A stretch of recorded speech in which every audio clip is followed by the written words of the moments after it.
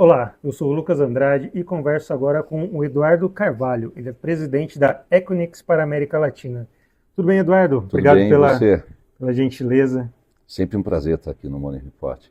Eduardo, eu vou abrir essa conversa trazendo o resultado global da Equinix, né? A gente está nessa temporada de balanço, tanto aqui no Brasil como lá fora, né? As empresas reportando os seus números e a Equinix veio de um trimestre muito forte, inclusive elevando suas projeções para 2026. O que tem sustentado a confiança do mercado na empresa?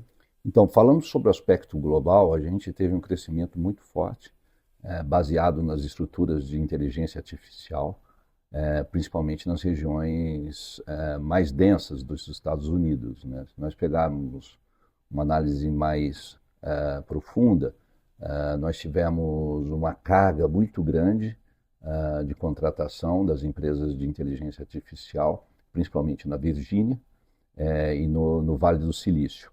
Isso fez com que nós mudássemos o nosso guideline para o resto do ano, sendo mais agressivos ainda no crescimento. Os nossos índices foram extremamente sólidos em relação ao que nós já havíamos previsto para o mercado. A Dea, a nossa CEO, ela fez uma análise um pouco mais profunda de todos esses fatos que geraram esse crescimento. Não só nos Estados Unidos, mas em todo o mundo. Hoje a Equinix, hoje nós temos em torno de 280 data centers espalhados pelo mundo, a gente está em 77 mercados espalhados pelo mundo, a Ásia, Europa e Américas como um todo. Aqui na América Latina nós estamos no México, na Colômbia, no Peru, Chile e Brasil. E nós apresentamos um crescimento muito robusto. Independente de qualquer situação econômica, financeira e política, né, essas questões globais, políticas estão afetando alguns mercados, o nosso não foi afetado. Eu queria entrar, então, justamente nessa região da sua atuação, né? Claro que você circula muito por aí, mas especificamente nessa região aqui na América Latina. O que teve de desafio nesse período e também o que teve de avanço, principalmente? Nós inauguramos alguns centros de dados durante esse tempo todo e algumas expansões, principalmente aqui em São Paulo, que é o mercado core da América Latina, o mais interconectado e onde a gente mais investe. Qual a decisão de por que a gente investe mais aqui? A densidade de tráfego.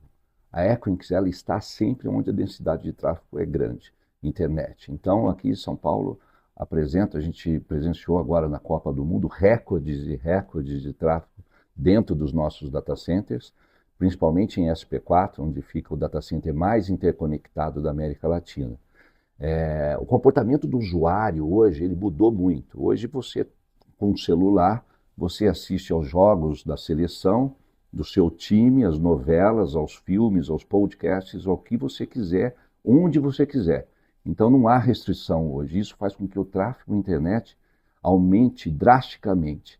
E a Equinix fornece esse conteúdo para o mercado. A gente tem os principais players de conteúdo estão dentro da Equinix hoje. Então, a decisão de investimento nesse processo de expansão está muito atrelado a isso. Você comentou, a gente conversava aqui antes, né? Vocês atuam nos mercados Colômbia, Chile.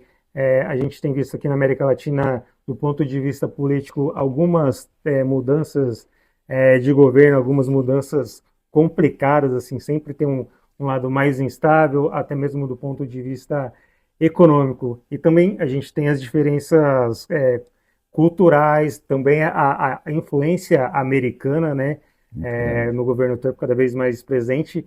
Queria que você contasse como equilibrar tudo isso assim no processo de investimento e de expansão, assim, o que prevalece ali na hora final.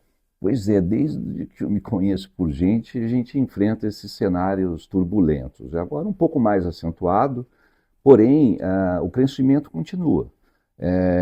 A gente tem mudanças de governo, nós temos relações institucionais com todos os governos, em todos os países onde nós estamos. Eu circulo pelas embaixadas, eu converso com muita gente, inclusive do governo, a gente tem agências que trabalham para a gente.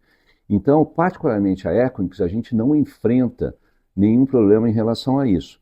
A gente pode enfrentar alguma instabilidade econômica momentânea, mas isso tem afetado muito pouco o nosso negócio. Nós pegarmos, por exemplo, pandemia, né? Muitos mercados foram afetados, o nosso mercado cresceu exponencialmente, porque o uso de conteúdo, internet, ferramentas de colaboração cresceu muito. Então, acho que a economia hoje, basicamente, ela está se tornando quase 100% digital. Qualquer passo que você dá em cima de um aplicativo. Qualquer compra que você faz em cima de um aplicativo. Você tem os aplicativos de corrida, você tem as mídias sociais, todos os aplicativos ficam dentro de um celular. Isso, indiretamente, está ligado a um data center, a empresas de cloud que rodam dentro dos data centers. Então, para efeito econômico, a gente não sofre impacto direto. Obviamente que há outros componentes que nos afetam, por exemplo, escassez de energia elétrica, escassez de água afeta as operações de data center. A gente tem algumas frentes muito fortes em cima de sustentabilidade, então os mercados que mais nos atraem são os mercados que têm energia renovável, e o Brasil ele tem 92% da sua matriz energética renovável. Isso é um ganho muito grande em relação à perspectiva de investimento, ou seja, eu vou investir cada vez mais no Brasil porque eu tenho abundância de energia. Obviamente que há outros limites de transmissão, mas isso tem como resolver com investimento. E a gente investe junto com as operadoras de energia elétrica. Mas o Brasil tem uma grande chance daqui para frente de ser um grande hub, inclusive de inteligência artificial para a América Latina e diria até para o mundo. Então, essa abundância de energia, isso é uma vantagem, acaba sendo uma vantagem competitiva para o Brasil. O que mais precisa para aproveitar isso, né? Acho que precisa, não diria vontade política, mas nós temos um plano aí que está para votação há algum tempo que eu redato, nós poderíamos acelerar isso. A gente já perdeu uma primeira onda de empresas de inteligência artificial que poderiam ter feito seus deployments aqui de treinamento. Haverá outras, né? Outras estão vindo e a gente precisa aproveitar essa chance. Particularmente a Equinix, ela não sofre muito em relação a isso. Por quê? Porque eu atuo no mercado de varejo, no data center. Então eu tenho muitas empresas conectadas ao meu ecossistema e isso não gera um impacto. É óbvio que se isso vier, eu vou crescer ainda mais. Porém, a gente precisa ter ciência que não é só benefício fiscal, a gente tem que fazer uma análise mais ampla de toda a cadeia que envolve, cadeia de suprimento que envolve as empresas de inteligência artificial. A gente começou bem, mas a gente precisa agora fazer o término desse processo de uma forma mais consistente para atrair essas empresas. Segurança jurídica e outras precisam ser levadas em conta. E a comunicação entre o governo e o setor privado é fundamental para que isso aconteça. Eduardo, agora eu queria que você falasse um pouco mais sobre essa vantagem competitiva da Equinix, né? Os argumentos que você usa aí com as empresas para fazer elas se conectarem com os mercados globais, o que você destaca sobre o momento da empresa, sobre toda a trajetória, sobre a sua atuação também? Então, nós somos um player global, né? Então a gente consegue dar escala para os nossos serviços. Mais de 50% da nossa base de clientes, ela está nos 3 continentes, nos nossos data centers. Então isso faz com que a gente ganhe escala global. A gente consegue interconectar um banco brasileiro com a Nasdaq, por exemplo, em Nova York. Ou seja, eu consigo dar uma atração diferente. E a minha oferta, ela faz com que as empresas brasileiras escalem as suas estruturas para outros lugares, inclusive. Então, se nós não tivéssemos, por exemplo, essa possibilidade, alguns bancos brasileiros teriam alguma dificuldade de se interconectar com a Bolsa de Nova York, com a Bolsa de Londres, com a Bolsa de Frankfurt e outras bolsas ao redor do mundo. A gente consegue essa oferta estruturada. Isso nos dá um peso muito grande do que a gente chama insistentemente de ecossistema. A gente é data center, obviamente, a gente constrói muito, a gente é uma empresa de real estate praticamente. Só que nós temos uma oferta muito estruturada de serviço, ou seja, eu consigo ofertar serviços, não só serviços gerenciados, eu gerencio toda a sua plataforma, seu software, etc., forneço hardware, mas também esses serviços de interconexão, fazendo com que a sua abrangência ganhe força em outros lugares do mundo. E quando você fala, se conecta, muitas vezes as pessoas não têm uma noção exata dessa conexão. Tem que ser uma conexão, dá para dimensionar assim? De A quantos conexão, a gente fala de milissegundos de milissegundos? latência, né? Então, uma bolsa, um banco que conecta a Nasdaq, ele tá procurando rapidez. Sim. Né? Tem um FT, o High Frequency Trading, então ele precisa realmente tradar rápido, assim como ele precisa tradar rápido com a B3. E nós estamos do lado da B3 aqui no Brasil. Nós estamos com a Bolsa do Chile, Peru e Colômbia, e assim como a Bolsa do México, todas interconectadas. E isso que é o ecossistema financeiro. Então isso faz com que a gente atraia os grandes bancos, as grandes corretoras para os nossos data centers. Porque há tempos atrás as pessoas ficavam comprando e vendendo ações dentro das salas lá da Bovespa. Hoje elas fazem isso digitalmente. Então a gente proporciona essa ferramenta para os bancos e para o mercado financeiro em geral. Você até acabou mencionando um exemplo sobre a Copa do Mundo, né? Sobre esse pico de tráfego, assim, acho que a Copa do Mundo mostrou cada vez mais como os dados estão ali na palma da mão das pessoas, como as pessoas também querem esse tipo de serviço com agilidade, sem travamento.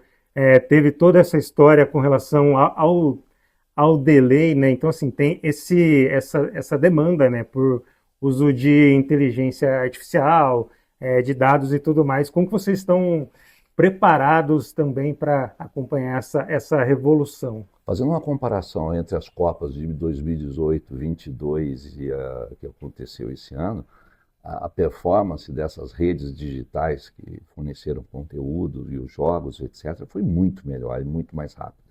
E a densidade de tráfego mais do que dobrou de uma Copa para outra. Então, a gente pode chegar à conclusão de que o consumidor mudou seu comportamento. E ele mudou seu comportamento porque os data centers existem, porque as conexões existem, porque os ecossistemas se falam.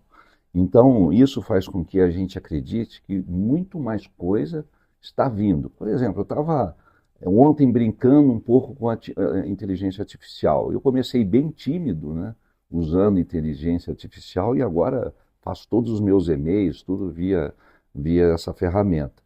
É assustador o que ela pode fazer. Eu já vi aplicações para ERP e outras coisas funcionando de uma forma que me surpreende. Eu não me canso de me surpreender com a inteligência artificial. Eu acho que, por uma perspectiva futura, eu acho que isso vai trazer benefícios muito grandes para o mercado, vai mudar drasticamente a relação de trabalho, algumas funções elas serão substituídas, sim, por inteligência artificial, as repetitivas, mas outras ganharão mais força ainda. Então, assim, a relação de trabalho muda, o mercado muda e a economia muda. Isso é parte do jogo e sempre aconteceu isso. E com isso, pegando carona nesse seu comentário, você é uma pessoa que trabalha com tecnologia, você acabou de falar que ainda se surpreende, né, com tudo isso. Muito. Isso, então, tem esse potencial de ser ainda mais transformador para a sociedade no geral. Muito transformador, para o bem e para o mal, né? A gente sempre falava que a inteligência artificial ela tinha arbítrio, mas não tinha livre-arbítrio. Nós tivemos uma ocorrência recentemente, eu não vou citar o nome das empresas, mas aí a gente já ficou em dúvida. Porém, ela vem para ajudar e vem para ajudar muito. Hoje em dia, as pessoas que estão mais próximas da tecnologia e sabem usar, é muito bom, é excelente. Ela faz algumas rotinas que você tinha ali, ela faz automaticamente, sendo bem programada. Então você não perde tempo com rotinas mais burocráticas, né? Você vai no que interessa. Então essa relação realmente ela muda. Há preocupações, obviamente, mas isso acho que é ajuste fino que nós teremos que fazer. Você pode produzir muitas coisas ali dentro que não são realmente politicamente corretas, mas em tudo há bons e maus profissionais atuando. Então, assim, desde um carro até uma ferramenta de inteligência artificial, ela pode ser bem ou mal usada, né?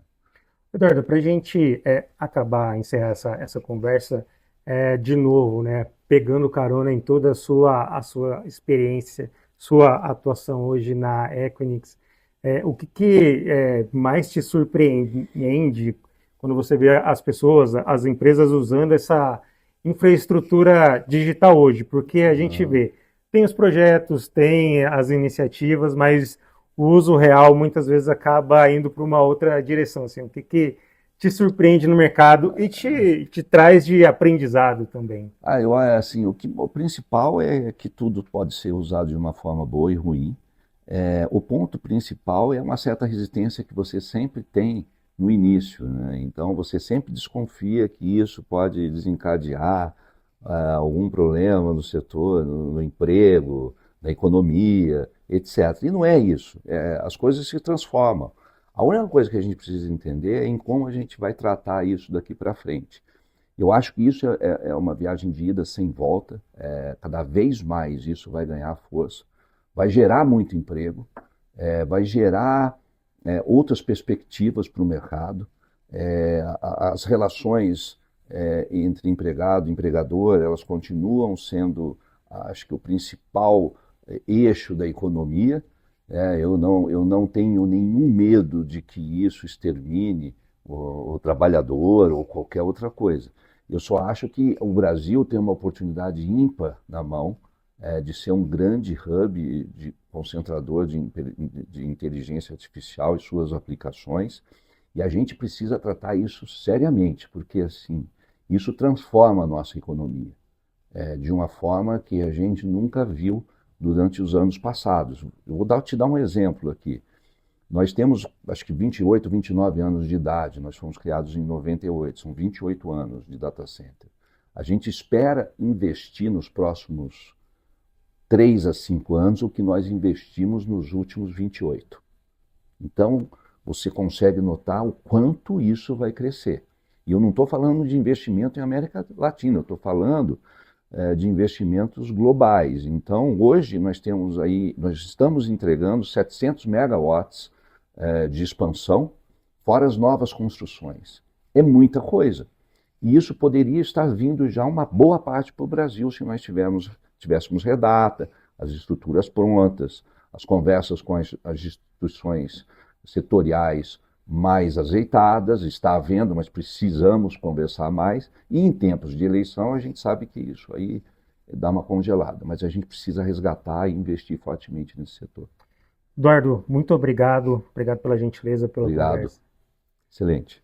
Eu conversei com o Eduardo Carvalho, presidente da Equinix para a América Latina. Obrigado pela atenção e até a próxima.